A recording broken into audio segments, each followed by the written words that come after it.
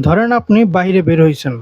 আপনি কোথাও ঘুরতে গেছেন বা কোথাও সন্তানকে রেখে বাইরে গেছেন, ছোট সন্তানকে বাসায় রেখে।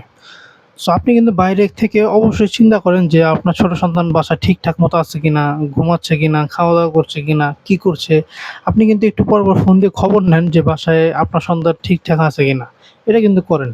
সো এটা কেন হয়? এটা দেখবেন প্রতিটা বাবা-মাই করে। কারণ বাবা-মা তার সন্তানকে সবচাইতে বেশি ভালোবাসে, সবচাইতে বেশি কেয়ার করে।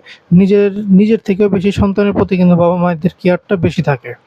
বাট বাবা-মায়েরা কিন্তু একটা জায়গায় মিসিং করে ফেলে। সেই জায়গাটা হচ্ছে দেখবেন আপনার ছোট সন্তান অবশ্যই পড়াশোনার প্রতি একটু অনীহা কাজ করে। অবশ্যই তার পড়াশোনা একটু কম ভালো লাগে।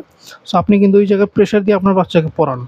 এতে কিন্তু একজন বাচ্চা কিন্তু তার কাছে উল্টা আরো বিরক্ত লাগবে। সে পড়াশোনার প্রতি আকৃষ্ট হবে না। তার কাছে আরো এটা বোরিং লাগবে। আরো বিরক্তিকর লাগবে, অতিষ্ঠ লাগবে। সো এইখানে আপনি কি করাতে পারেন? আপনি তার মতো করে তার ইন্টারেস্ট অনুযায়ী সে যেভাবে চায় সেভাবে করে চাইলে কিন্তু আপনি পড়াতে পারেন। এটার জন্য আপনারা একটা ট্রিক্স অবলম্বন করতে পারেন। ধরেন আপনার বাচ্চাকে খেলার ছলে পড়ান। যেহেতু বাচ্চাদের খেলাধুলা সবচেয়ে বেশি পছন্দ। খেলার ছলে পড়ালে সে পড়াশোনার প্রতি আকৃষ্ট হবে, পড়াশোনা তার কাছে ভালো লাগবে। সো এতে করে কিন্তু তার যে পড়াশোনার প্রতি ইন্টারেস্ট সেটা আরও বেড়ে যাবে। খেলার ছলে এখন কীভাবে পড়াবেন?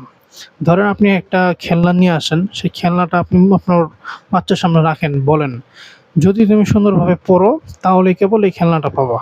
এভাবে বলে দেন। দেখবেন সে খেলনা পাওয়ার আশায় সুন্দরভাবে পড়বে। সো আপনাদের যাদের ছোট বাচ্চা পড়তে চায় না বা পড়তে বিরক্ত বোধ করে, তারা চাইলে কিন্তু এই ট্রিক্সটা ট্রাই করে দেখতে পারেন।